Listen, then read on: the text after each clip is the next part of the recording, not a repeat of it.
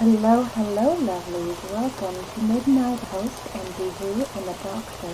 And this evening we'll be picking up with the Spectre Bridegroom by Washington Irving.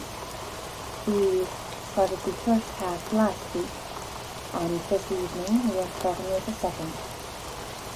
Now, when we left off, the great lady, the beauty lady Captain Ellenbogen, was betrothed to be married to the Baron Lord Altenburg, and he was on his way to the castle to meet her, when he ran into an old friend, Starkenfeld. So they went into the woods of Odenwald to make his way to the castle, but there they were mugged, and unfortunately the Baron, the Comes, was killed. And so he asked his friend Starkenfeld to go to the castle and inform the Lord the Count of what happened to him.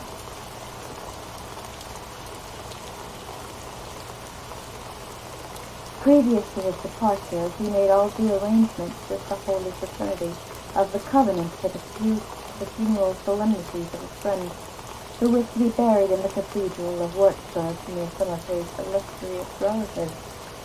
On the morning litany of the Count took charge of his remains. It is now high time that we should return with Captain Ellenbogen, who were impatient for their guests, and still more for their dinner, and to the worthy little Baron, whom we left airing himself on the watchtower. Night closed in, but still no guest arrived. The Baron descended from the tower in despair. The banquet, which had been could no longer be postponed, was done. The cook...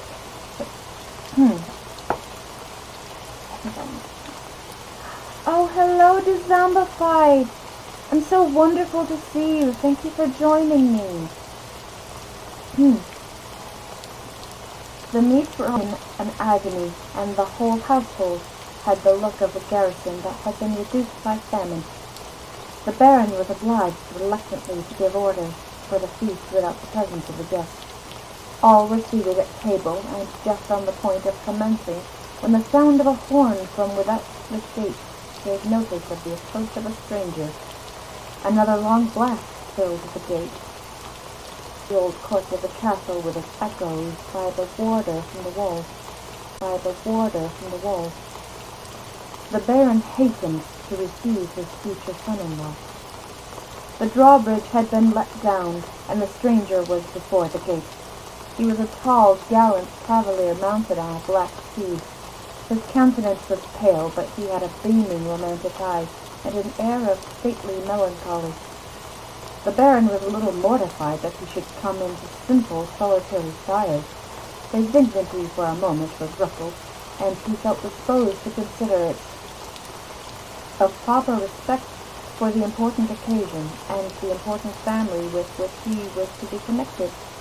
He pacified himself, however, with the conclusion that it must have been youthful impatience which had induced him thus to spur on sooner than his repentance.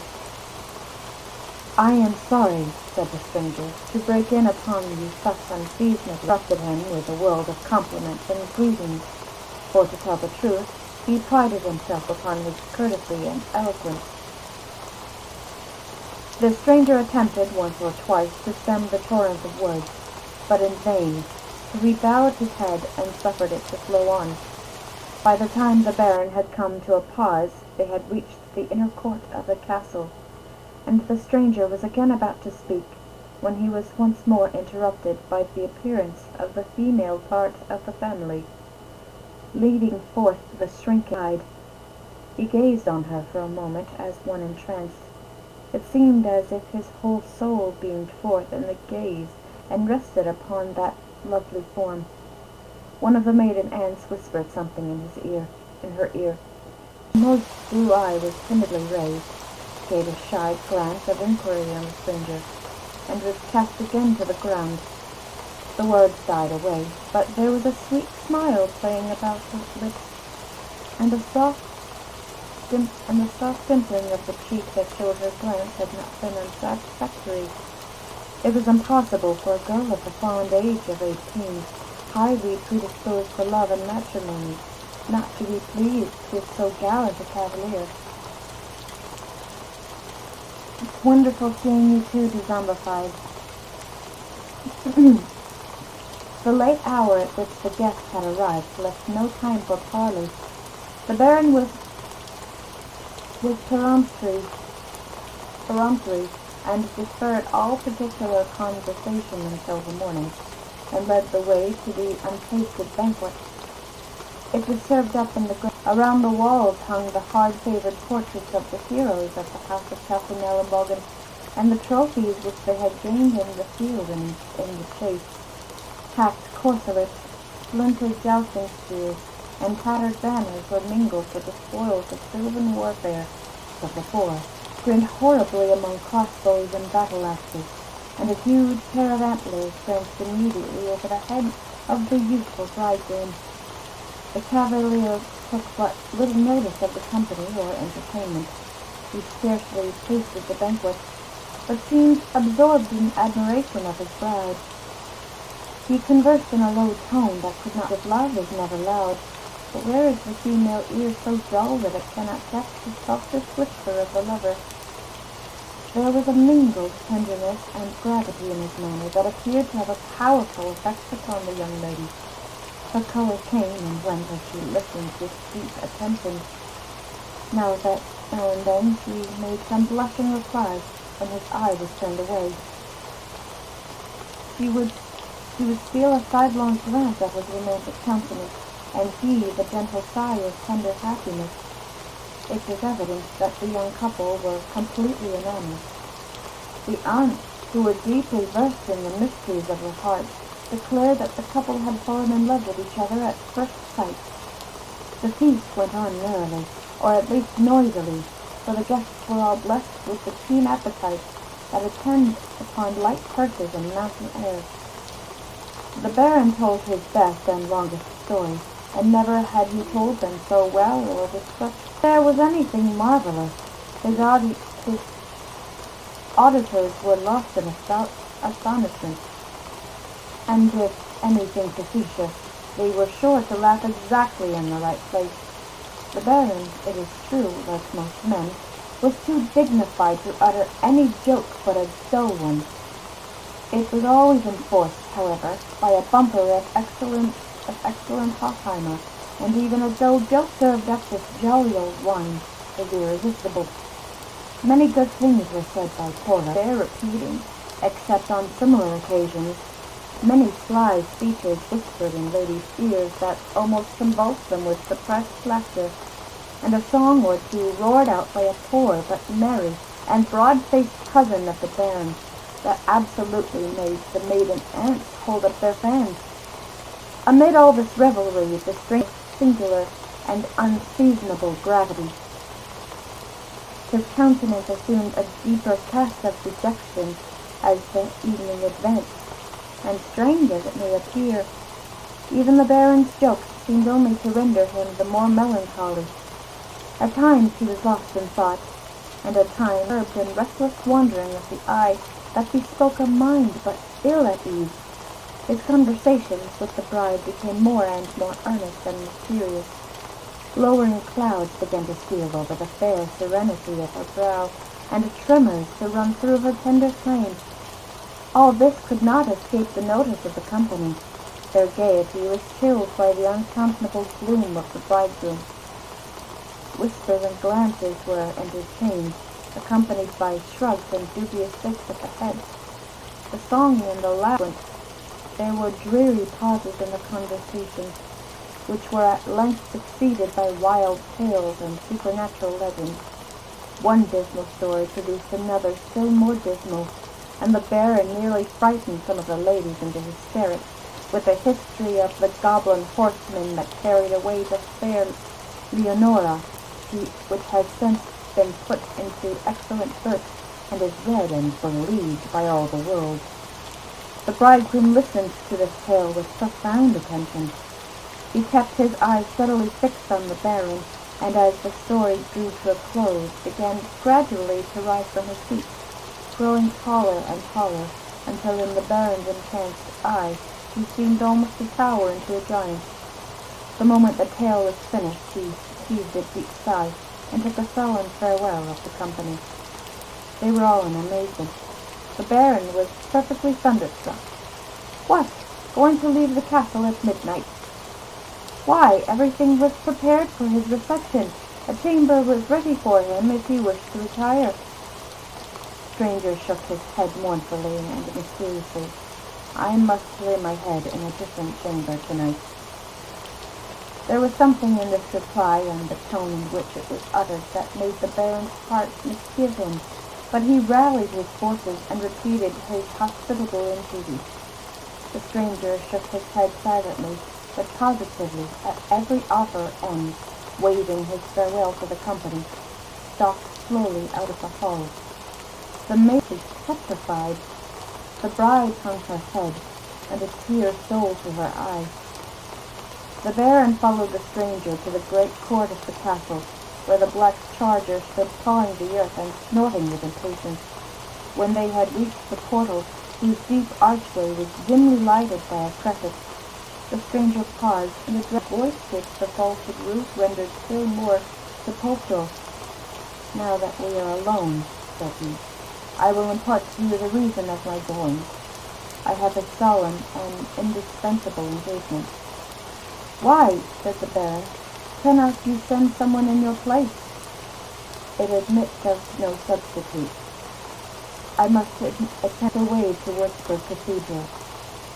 Aye, said the Baron, plucking up spirit, but not until tomorrow. Tomorrow you shall take your bride there. No, no, replied the stranger with tenfold solemnity. My engagement is with no bride. The worms expect me. I am a dead man. I have been slain by robbers. My body lies in Würzburg. At midnight I am to be buried. The grave is waiting for me. I must keep my appointment. He sprang on his black charger, dashed over the drawbridge, and the clattering of the horses' hoofs was lost in the whistling of the night blast. The Baron returned to the hall in the utmost consternation and related what had passed. 2 ladies fainted outright. Others sickened at the idea of having banqueted with a spectre.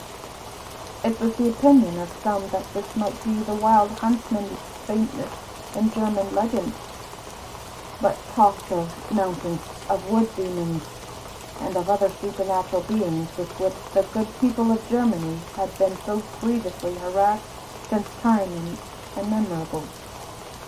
One of the poor relations ventured to suggest that it might be some sportive evasion of the young cavalier, and that the very gloominess of the caprice seemed to accord with so melancholy a personage. This, however, drew on him the indignation of the whole company, and especially of the Baron, who looked upon him a little bit. He was fain to abjure his heresy as speedily as possible, and come into the face of the true believers.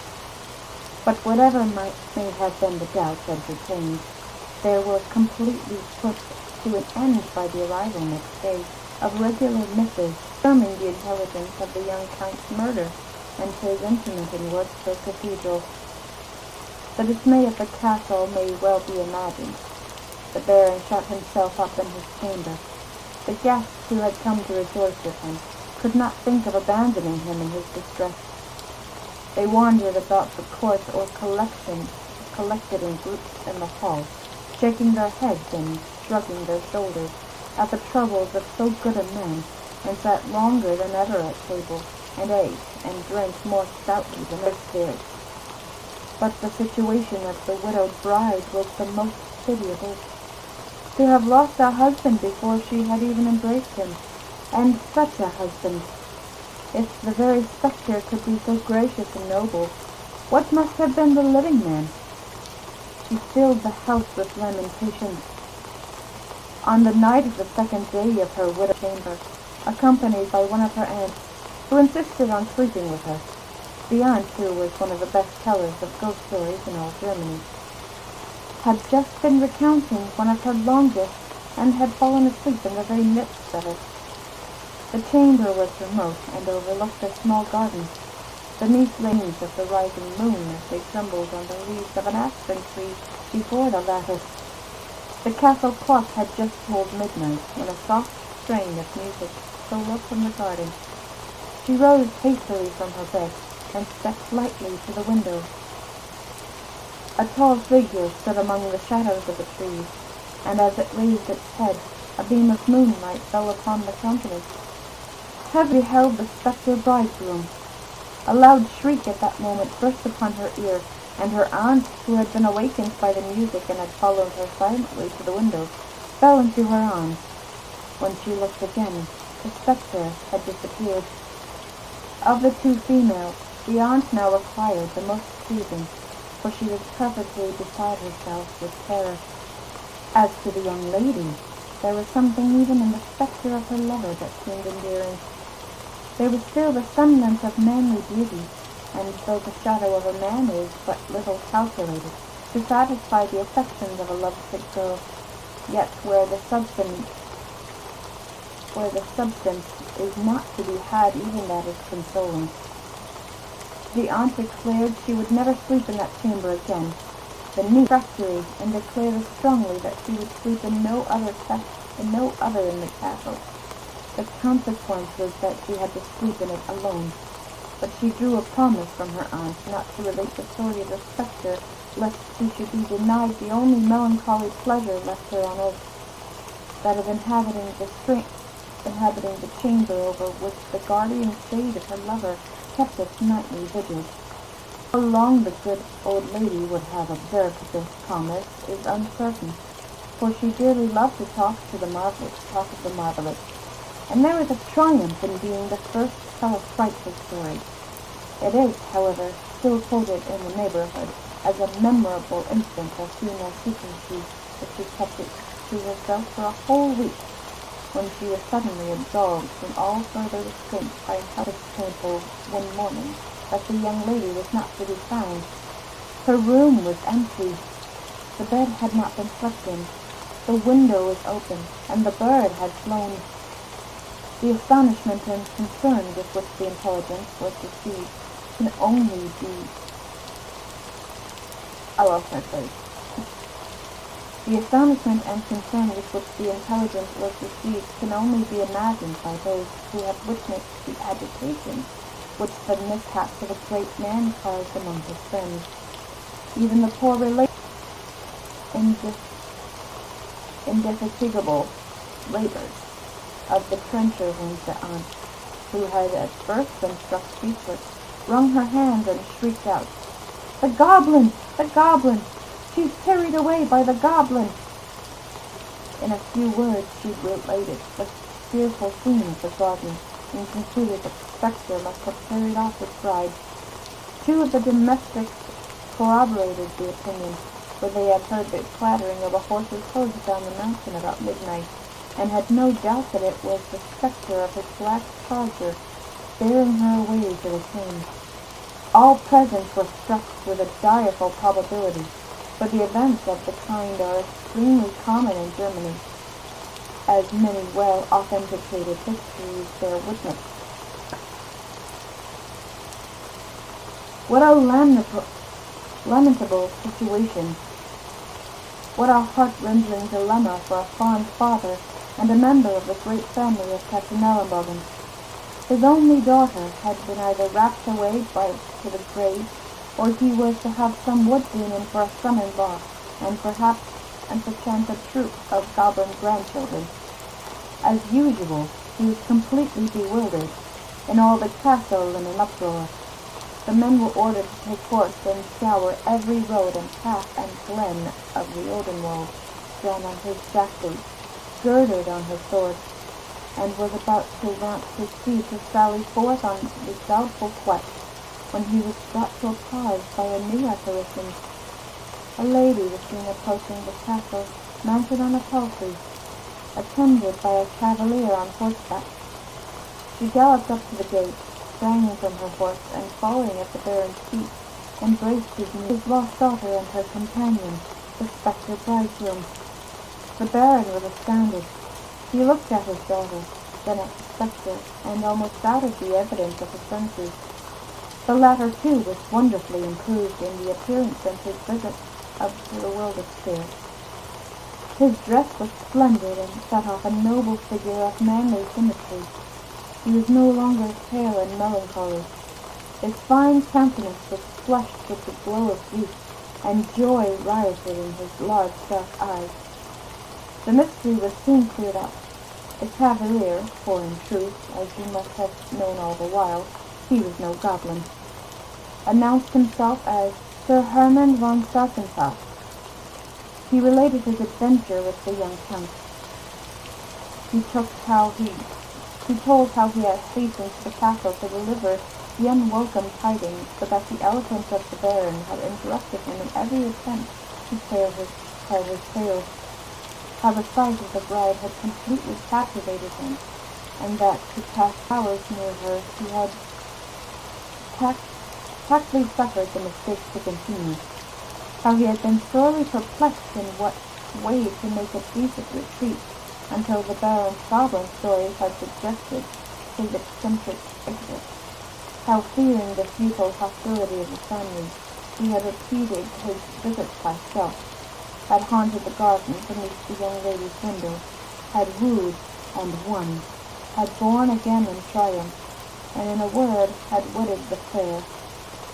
Under any other circumstances the baron would have been inflexible, for he was tenacious and devoutly obstinate in all family feuds. But he loved his daughter. He had lamented her as lost. He rejoiced to find her still alive, and though her husband was of a hostile house, yet, thank heaven, he was not a goblin.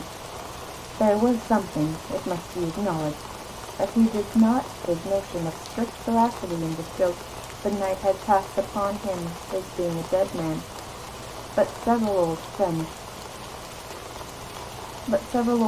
present, who had served in the wars, assured him that every stratagem was excusable in love, entitled to a special privilege, having lately served as a trooper.